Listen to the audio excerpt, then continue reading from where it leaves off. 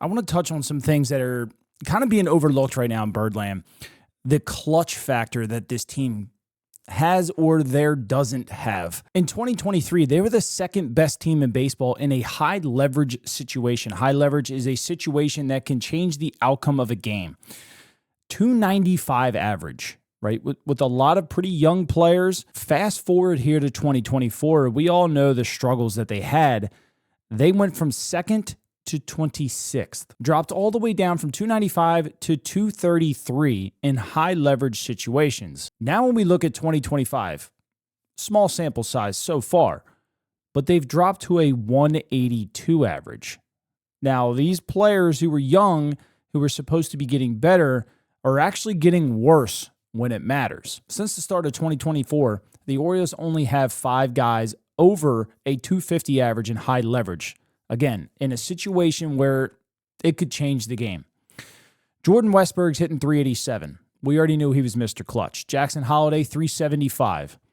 Ryan O'Hearn, 286. Ramon Urias, 278. And Heston Kjerstad at a 273. The rest of the entire roster is below a 250 average. What's concerning for me, Colton Cowser, a 151. Cedric Mullins, a 167. Ryan Mountcastle, a 192. Jorge Mateo, 214. Adley Rutschman, 242. Gunnar Henderson, 249.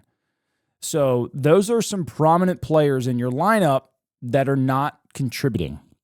Which brings me to my next point here. Should the batting order see some kind of shuffle? Because it's constantly looking at players who are always in this situation that are failing. Could it be a way because of how the batting order is constructed?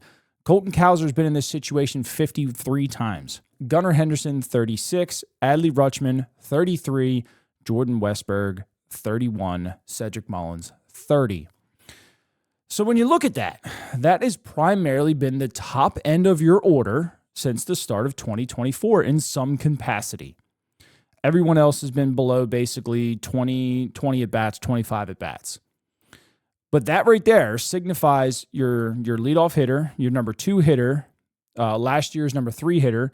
Cowser hit between 4 and 7, and Westburg kind of in the same role. What can the Orioles do lineup-wise to get themselves in a better position to hit late in the game when it matters most? Now, when you look at Westburg and Holliday, should you start batting Holliday leadoff? Right now, Cedric Mullins is on a hot hand. Should he go back into the leadoff spot?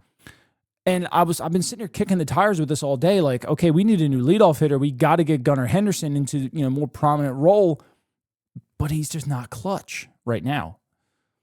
So, what do you do with Gunnar Henderson? Do you just leave him where he is and hope that he doesn't get up in that part late in the game?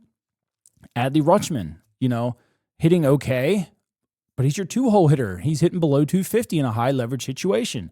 So you got your number 1 and your number 2 hitters hitting below 250. Tyler O'Neill, not very good in this situation either. Like, the Orioles don't have a top of the lineup. They just don't have one.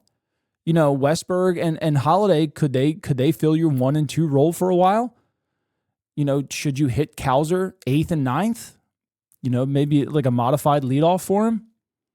Because a lot of times these guys are up in the top of the lineup and they're not producing late in the game. The Orioles in a pickle here. Now, these guys were good in 2023. I don't know what happened. In 2023, Adley hit 304. What happened? Gunnar Henderson in 2023, although he had 41 at-bats, hit 195. So you're looking at a couple year span where he really struggles. Should he continue to be a guy who hits in the top of the lineup when late in the game he doesn't come through? It's just concerning to me to see guys that hit well over 300 in this situation in 2023 just lose it. Mountcastle, Mullins, Rutschman, Henderson. What happened? Does this team not have that it factor?